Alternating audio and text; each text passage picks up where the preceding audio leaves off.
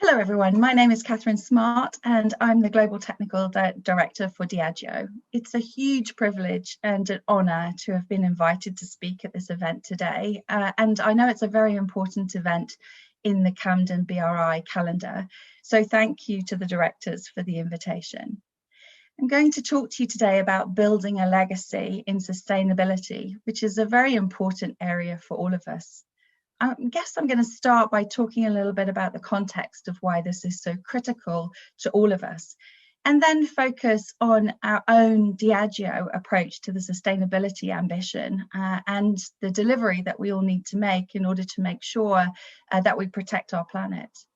And then I'm going to talk a little bit about a couple of our iconic brands and share with you some of the sustainability journeys that we have started with those brands.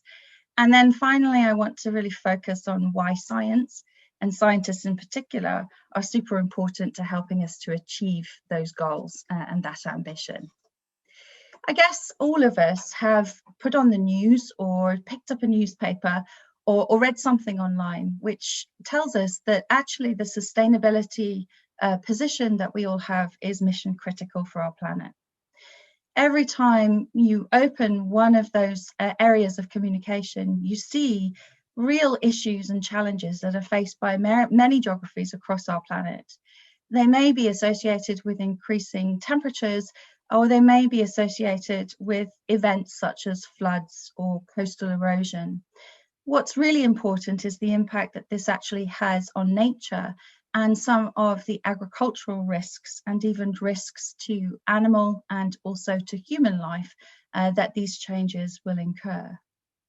So it's really incumbent on us as individuals to really focus on a sustainability pathway in order to help protect the planet against these changes, and indeed all the communities that live on our globe.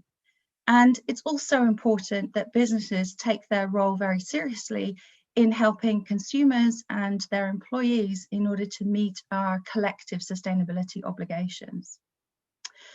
I think the thing is that in our own lifetimes, we've become aware that there are issues and challenges that the planet faces.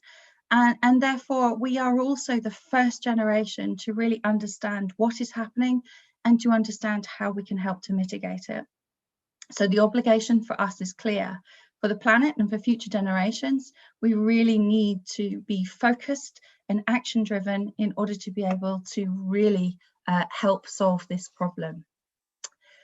As I kind of focus, I suppose, a little bit on that context piece, I really want to talk to you about the 2015 United Nations Sustainable Development Goals, which were actually a collective call to action.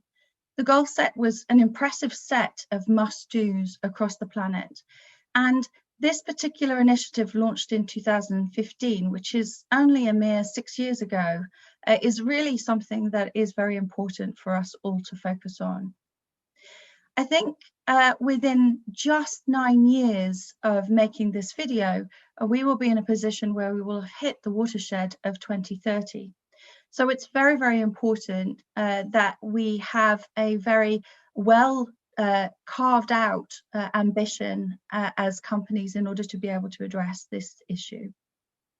Within Diageo, we actually launched our Society 2030 Spirit of Progress goal set, which is our 2030 targets to help meet the Sustainable Development Goal set by the original United Nations Ambition Plan. This particular Society 2030 launch is called the Spirit of Progress because, first of all, Diageo is a company that was built on a tremendous entrepreneurial spirit from our founders and all of the individuals who've worked for the business throughout our time.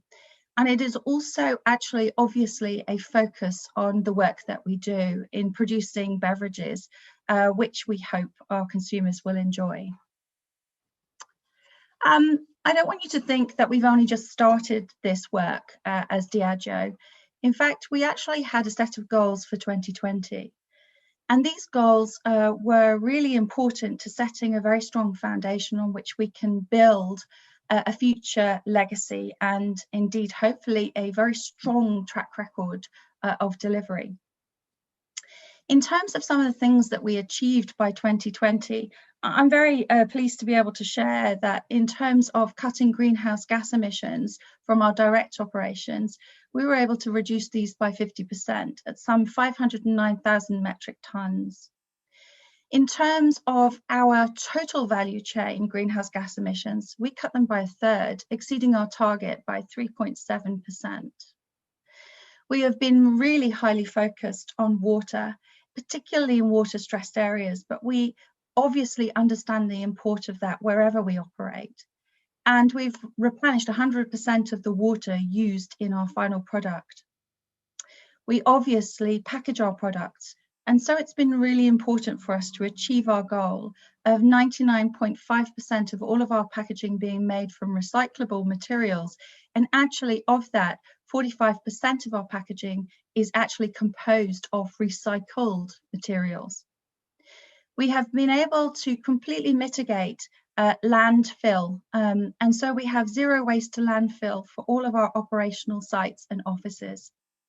And we've supported a huge number of projects. Some 250,000 people have benefited from these projects, where we have delivered clean water, sanitation and hygiene in a program that we called WASH.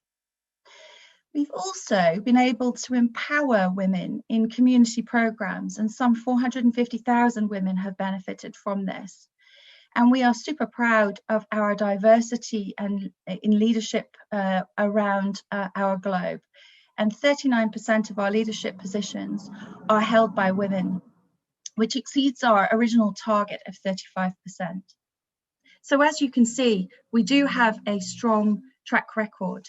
And in fact, that's been celebrated by numerous organizations around the globe. Particularly in the last couple of years, we have had plaudits from many organizations. These plaudits have focused on our overall female representation across our leadership, but also at board levels. And the FTSE for Good in particular recognized the fact that we were only one of 2 FTSE 100 companies to have ever had a majority female board representation. We've also been recognized in the same space by Bloomberg, who recognized that actually 60% of Diageo's board and 38% of Diageo's executive committee are women. And we are obviously growing women talent for the future. So this is a really positive step forward. In terms of our sustainability credentials, we have been recognized by Dow Jones in 2020. In fact, it's our 3rd consecutive year of being recognized in that forum. And we've been recognized for being one of the most prestigious environmental, social and governance indices globally, which I think is a superb achievement and one we aim to maintain and in fact exceed upon. There are numerous different organizations such as the Corporate Human Rights Benchmark, the IPA, Equileap and the PFM Awards and CDP, who have all recognized us for our great work. And I think that one of the things that we are super proud of is that within Gartner, we are in the top 25 of all companies for supply chain in this area, which is something that we will be strongly continuing and improving upon. Even when it comes to our distilleries in the most remote parts of Scotland, we have been able to really make sure that we populate those with visitor centres that deploy green tourism approaches. And this was recognised by Green Tourism Goals in 2020 for 6 of our distilleries. The reason why we're so proud of that is because only 8 distilleries in total in Scotland have been given that award, which obviously is a mark of our leadership in this space. And we would like to encourage others to join us in this regard. Now, the Spirit of Progress Society 2030 ambition that we have was communicated in November last year. And it really is a huge celebration of all of the work that we would like to do moving forward in various spaces. We have set ourselves an exacting 25 goals which are aligned to the United Nations Sustainability Development Goals. And I want to talk a little bit about some of these goals as we move forward. And I'm going to talk about why we connect these goals to the entrepreneurial spirit of our founders and how we want to bring to life the vision that they had through our sustainability agenda moving forward. The first thing that I'm going to share with you is a little short video which captures some of the very highlight areas of some of the goals we want to address. And so if you just take a moment, listen to the music rather than to me, which will be a nice break for everyone, and we will share some of those exacting goals we have set.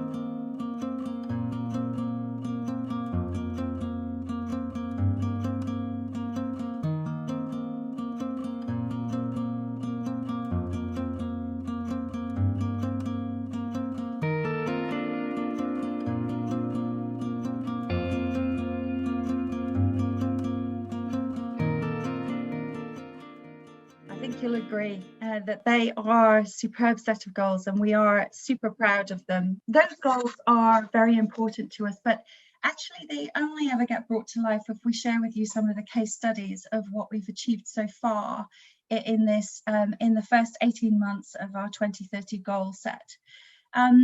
One of the areas that we've really wanted to focus on is that key scenario of partnering with others.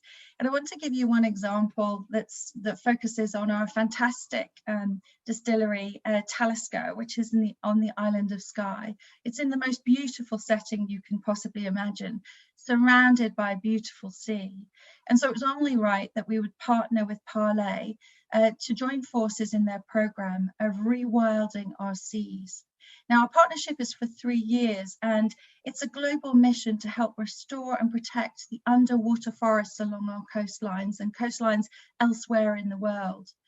Together with these partners, we will support the preservation and protection of some 100 million square metres of marine ecosystems by 2023. And growing up as I have, watching David Attenborough programmes, this for me is a really critical area, something that I'm super passionate about. And I think it's really important that we do this work. So I'm very excited about it.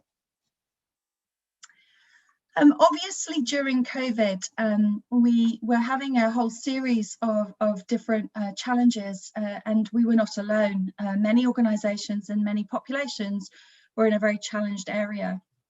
And we knew that one of the ways in which to really help to combat and mitigate COVID was to make sure that we all had access to clean water for hygiene of hands and general hygiene.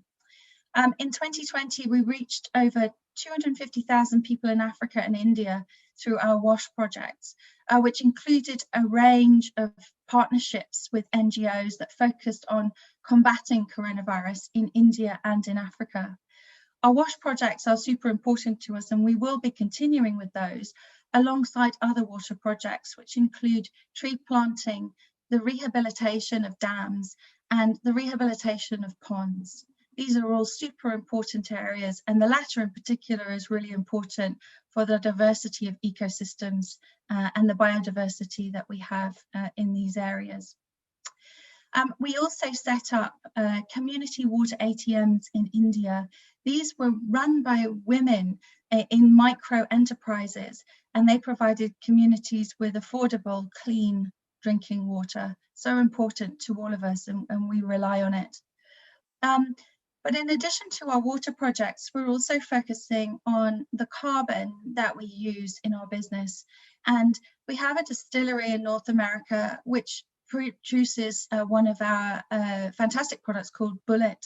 And this particular distillery will be powered by 100% renewable electricity, and it will produce a capacity up to 10 million gallons proof per year, which is an amazing achievement. And so we look forward to visiting that in due course when that is running.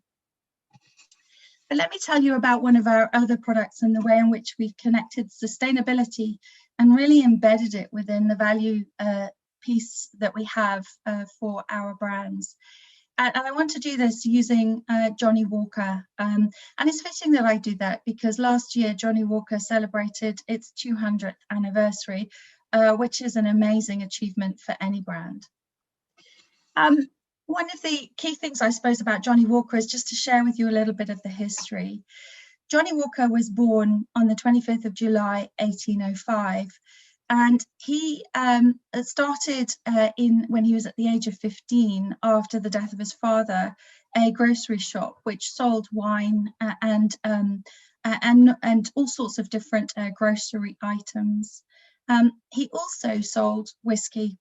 And by 1825, his business was focused on spirits, a number of different spirit types, but he had also started to blend his own whiskies. Now, after his death in 1857, his son Alexander and his grandson, also called Alexander, continued with the business. And Alexander Walker introduced, first of all, the iconic square bottle that you see in this image here, together with the label, which is there at an angle, 20-degree angle. This particular bottle is still the bottle shape that we use today in celebration of Alexander Walker. Now, the shop continued to thrive, but it was an ambition of Alexander Walker to really be sort of selling his fine blended whiskies in multiple countries around the world, not just in Scotland. And so what he did is he started to collaborate with shipping companies and with buyers in different countries. And he managed to actually start to move this iconic brand into multiple geographies across the world. It was so noted that he had done so that Tom Brown in 1988 drew this remarkable picture of a striding man striding out, sharing the pleasure of the whiskies that had been blended by Alexander Walker and his son.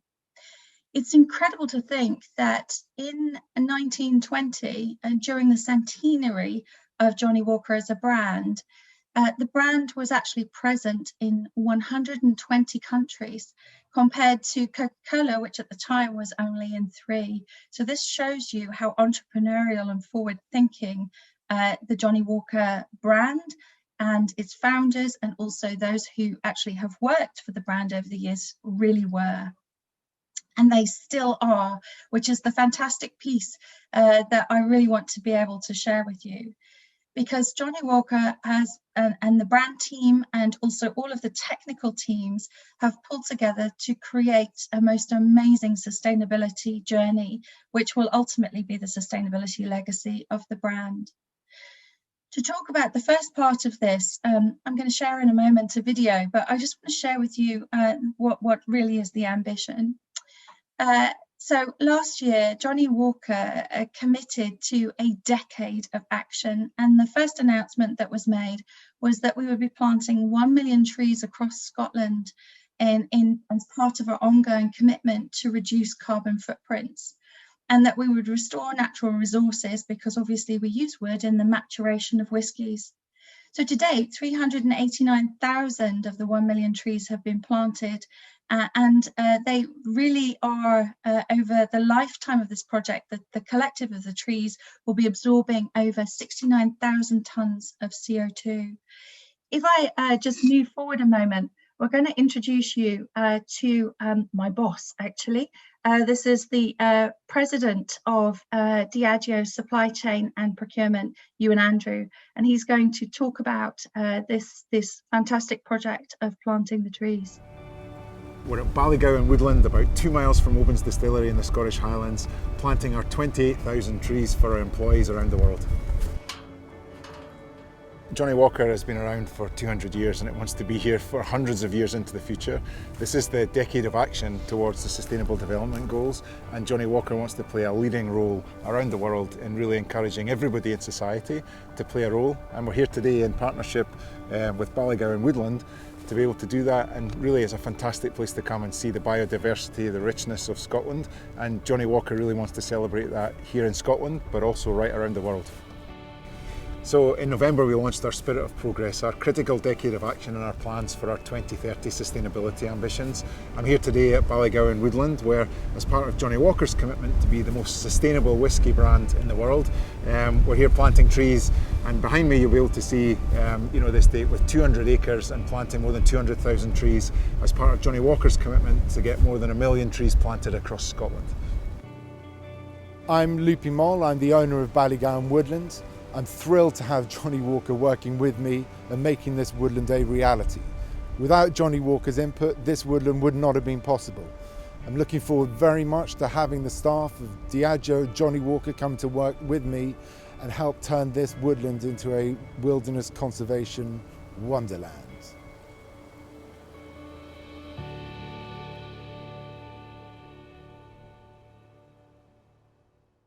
Going to be an amazing area when it's completed. And it would be very tempting to just say, well, we're going to stop there, but we're not going to stop there. That is the start of our sustainability journey with Johnnie Walker. We have a number of projects that we are supporting alongside this in order to be able to really make sure that Johnnie Walker is the striding product of the future in terms of sustainability. Let me just share with you some of the ambition that we have around this particular iconic brand.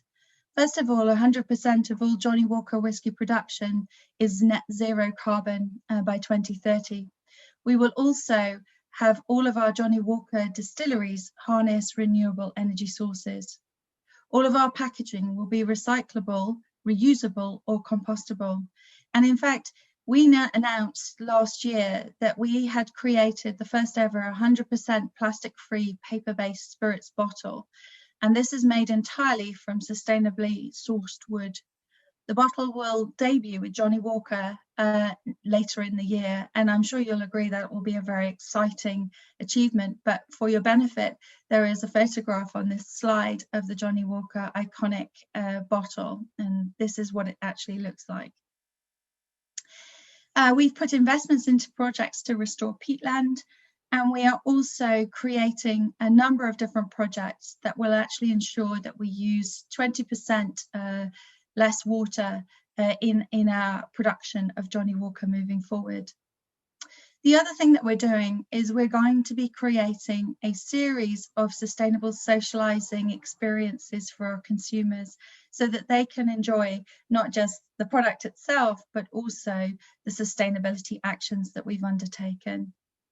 Of course, we couldn't do any of this without our scientists, and it's really important that we recognize our scientists. Now, some of our scientists are sensory scientists, and they actually are instrumental in the blending of our products. And on the left-hand side, we've got Emma Walker, and Emma is our Johnnie Walker master blender, and she is also the person who created Jane Walker. Now, Jane Walker was created to celebrate pioneering women in our history, and one woman in particular, Elizabeth Cumming. Now, Elizabeth Cumming was a woman farmer and distiller, and actually she lost her husband, Lewis. She was also a mother with 2 sons and a daughter at the time of her husband's death, and she was also expecting a 3rd son.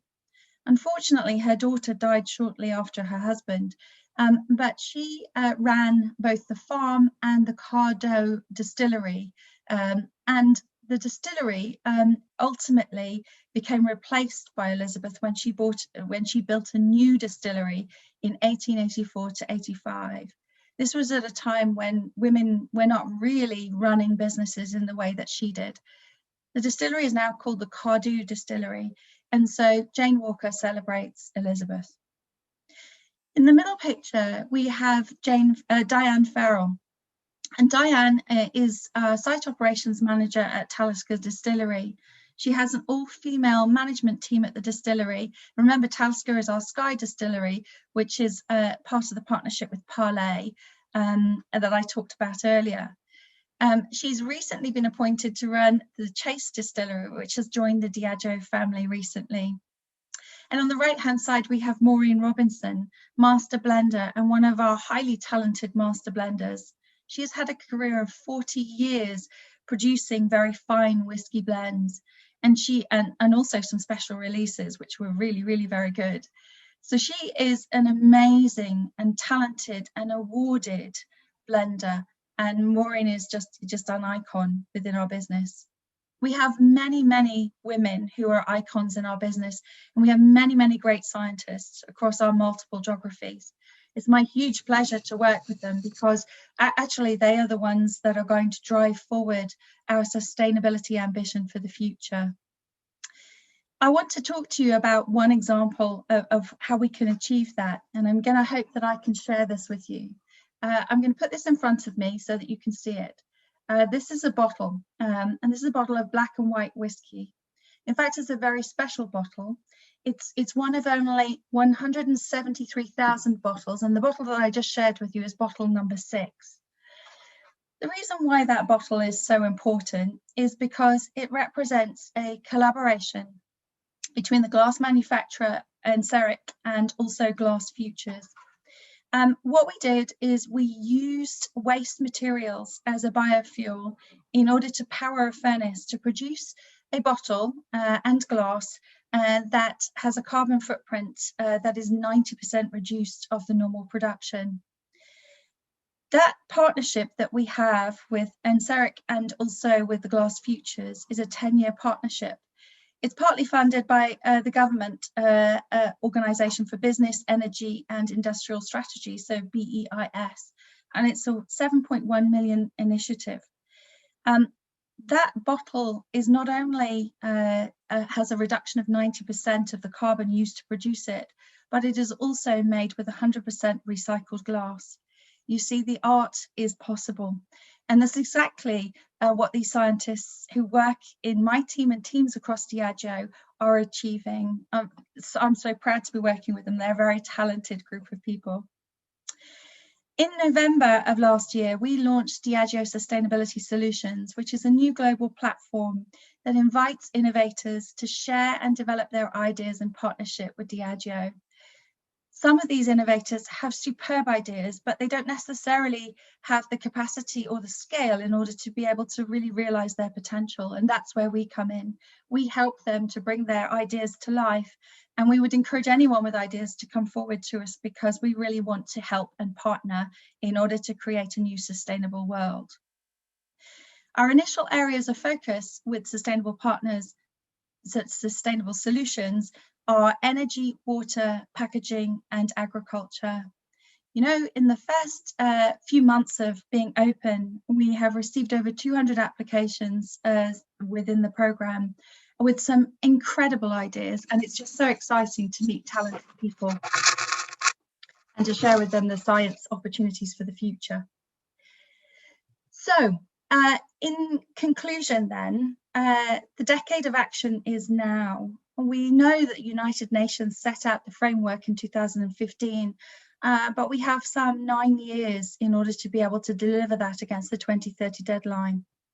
Our Society 2030 Spirit of Progress is Diageo's action plan to deliver a positive impact on society everywhere we live, work, source and sell. Our brands play a very key role in our delivery of our goals. As you've seen, they're integral to the sustainability ambition. And our scientists, our environmental scientists, our sustainability experts, and our manufacturing teams are mission critical as partners in being able to deliver what we would like to deliver. And we are really seeking to actively partner with external organisations, be they NGOs, sustainability experts, or indeed scientists who have a fantastic idea but just do not know how to launch it or scale it. That's what we're here for. So thank you so much for the opportunity to talk to you today. I've really been thrilled to be a part of the Campden BRI event, and thank you to the directors once again for inviting me. Thank you.